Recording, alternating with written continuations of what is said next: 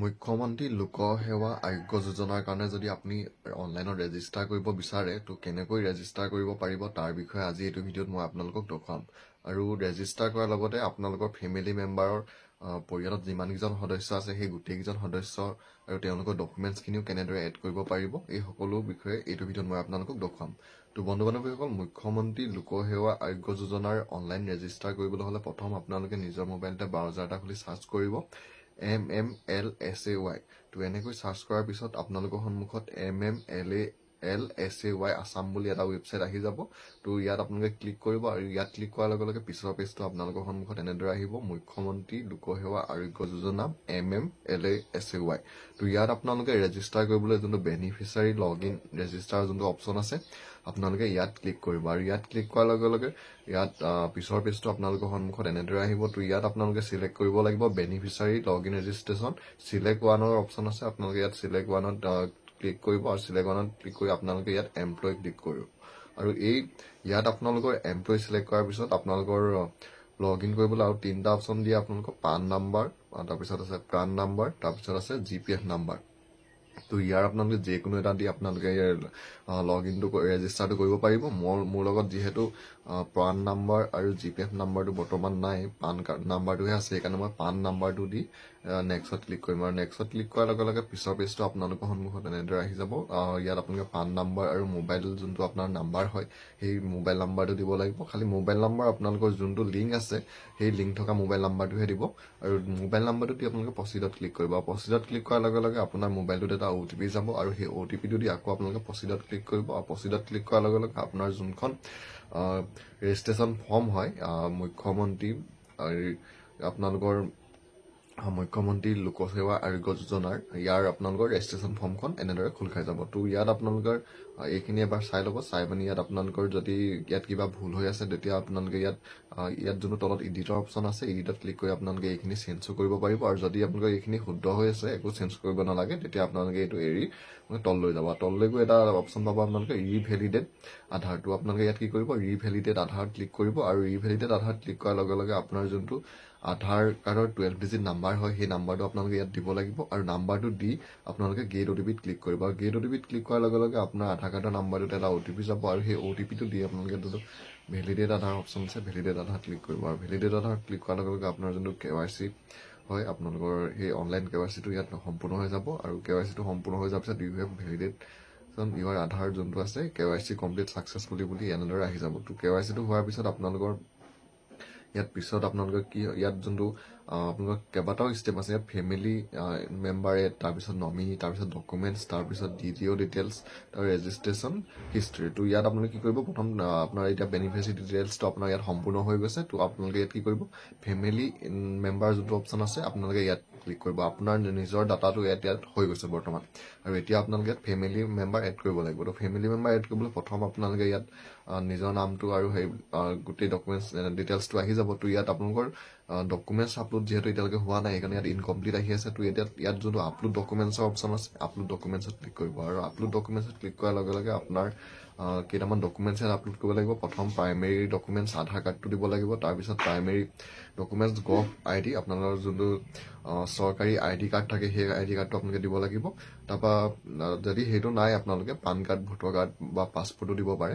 তাৰপিছত আহিলে employment proof, কিন্তু এমপ্লয়মেণ্ট প্ৰুফত আপোনাৰ যোনটো আইডেণ্টি কাৰ্ড হয় সেই কাৰ্ডটো দিবই লাগিব।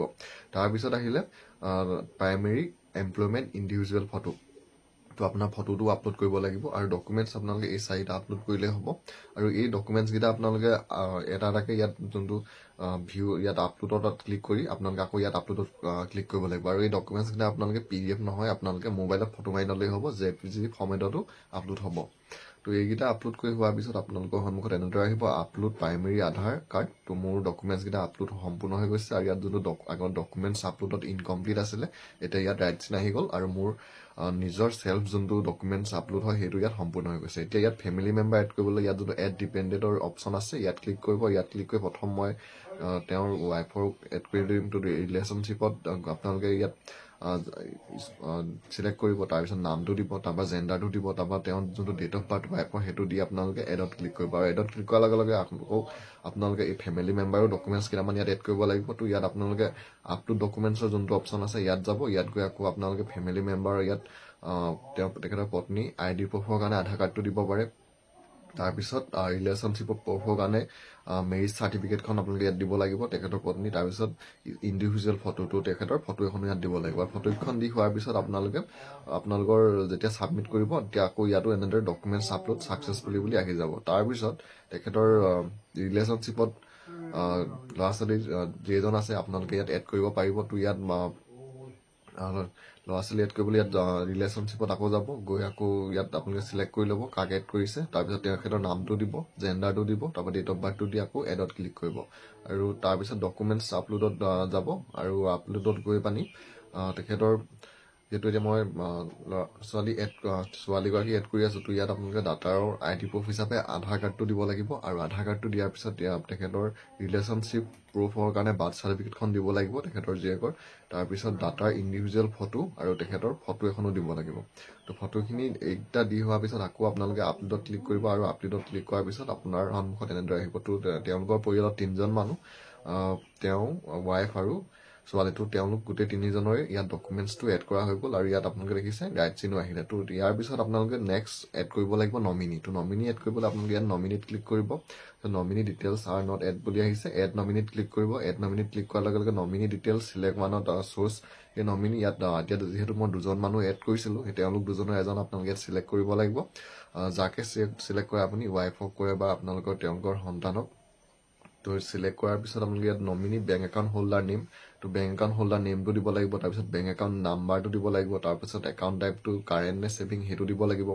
তাৰপিছত বেংক নেমটো কোনটো বেংকত আছে নমিনি একাউণ্টটো সেইটো দিব লাগিব। বেংক ব্ৰাঞ্চটো দিব লাগিব। তাৰপিছত IFSC কোডটো দিব লাগিব। আৰু IFSC কোডটো দি হোৱাৰ পিছত যোনটো এডৰ অপশ্যন আছে আপোনালোকে এডত ক্লিক কৰিব। আৰু এডত ক্লিক কৰাৰ পিছত আপোনালোকে নমিনিৰ যোনটো বেংক একাউণ্টৰ পাছবুকৰ প্ৰথম ফটো হয় সেই ফটোখন আপোনালোকে ইয়াত আপলোড কৰিব লাগিব। আৰু সেই ফটোখন আপলোড কৰাৰ পিছত আপোনালোকৰ সন্মুখত এনেদৰে আহিব nominee add, please upload the requirement documents. তো মই নমিনি এড হৈ গ'ল। তেওঁৰ এতিয়া বেংক একাউণ্টৰ প্ৰথম পেজটো ইয়াত আপলোড কৰিব লাগিব। আৰু বেংক একাউণ্টৰ প্ৰথম পেজটো আপলোড কৰাৰ পিছত আপোনালোকৰ সন্মুখত এনেদৰে আহিব, তেওঁৰ ডকুমেণ্টছ আপলোড কৰা হৈ গ'ল। তো মই এতিয়া আকৌ নেক্সট ডকুমেণ্টছত যাম। তো ডকুমেণ্টছত আপলোড কৰা হৈ গ'ল। তাৰপৰা অকণমান সময় ৱেইট কৰিব। ৱেইট কৰাৰ পিছত পিছৰ পেজটো আপোনালোকৰ সন্মুখত এনেদৰে আহিব। তাৰপিছত ডকুমেণ্টছত গৈ আপুনি এতিয়া গোটেই 3জন মানুহৰ কিমান ডকুমেণ্টছ আপলোড কৰিলে গোটেইকেইটা ডকুমেণ্টছ আপোনালোকে ইয়াত চাই ল'ব এবাৰ ভিউ কৰাৰ অপশ্যন আছে। আৰু যদি কিবা ভুল হৈছে আপোনালোকে ইয়াৰ পৰা আপোনালোকে কাৰেকশ্যনো কৰিব পাৰিব। আৰু ছাবমিট কৰাৰ আগত আপোনালোকে এবাৰ প্ৰথম ডকুমেণ্টছকেইটা ভিউ কৰি ল'ব। তো ভিউ কৰি হোৱাৰ পিছত আপোনালোকে আকৌ লাষ্টত এখন ফেমিলি ফটো এড কৰিব লাগিব। ইয়াত আপোনালোকে চিলেক্ট ওৱানত আপোনালোকে চিলেক্ট কৰিব। আৰু ইয়াত আপোনালোকে family photograph with all the dependent, তো ইয়াত গোটেই 3জন থকা এখন ফেমিলি ফটো এড কৰিব লাগিব। তো মই ইয়াত প্ৰথম ফেমিলি ফটোটো চিলেক্ট কৰি লৈছোঁ। তাৰপৰা ফাইলত গৈ মই ফেমিলি ফটোখন ক্লিক কৰিম। তাৰপিছত ইয়াত যোনটো এডৰ অপশ্যন আছে এডত গৈ মই ফেমিলি ফটোখন এড কৰি দিম। তো ফেমিলি ফটোখন এড কৰাৰ পিছত আপোনালোকৰ সন্মুখত এনেদৰে আহিব। ইয়াত যোনটো ডিক্লেৰেশ্যন আছে I agree, তো এই দুইটাতে আপোনালোকে টিক কৰি তলত যোনটো তেওঁৰ নামটো আহি গৈছে ইয়াত যোনটো নামৰ তলতে যোনটো কনফাৰ্মৰ অপশ্যন আছে আপোনালোকে কনফাৰ্মত ক্লিক কৰিব। আৰু কনফাৰ্মত ক্লিক কৰাৰ লগে লগে ডিক্লেৰেশ্যন এগ্ৰিড বুলি আপোনালোকৰ সন্মুখত এনেদৰে আহি যাব। আৰু তাৰপিছতে আপোনাৰ যোনখন মুখ্যমন্ত্ৰী আপোনালোকৰ অনলাইন এপ্লিকেশ্যন ফৰ্ম হয় সেই ফৰ্মখন ইয়াত আপোনালোকৰ সেই ডিক্লেৰেশ্যনত টিক কৰাৰ লগে লগে ছাবমিট হৈ যাব। আৰু ছাবমিট হোৱাৰ পিছত আপোনালোকে ইয়াত আকৌ লগ ইন কৰি আপোনালোকৰ ষ্টেটাছটো চাবও পাৰিব। তো চাবলৈ হ'লেও আপোনালোকে ইয়াত প্ৰথম যোনটো যেনেদৰে মই দেখুৱাইছিলোঁ আপোনালোকক লগ ইন কৰিবলৈ যেনেকৈ পান নাম্বাৰটো দিছিলে পান নাম্বাৰটো দি আপোনালোকে পিছত চাব পাৰিব। তো বন্ধু বান্ধৱীসকল, আপোনালোকো যদি এজন চৰকাৰী কৰ্মচাৰী হয় আৰু আপোনালোকৰ যদি চৰকাৰী আয়ুষ্মান কাৰ্ডটো সুবিধা লাভ কৰিব বিচাৰে তেতিয়াহ'লে মুখ্যমন্ত্ৰী লোকসেৱা আৰোগ্য যোজনা MMLSAY ৰেজিষ্ট্ৰেশ্যন এনেদৰে আপোনালোকে নিজৰ মোবাইলতে কৰিব পাৰিব।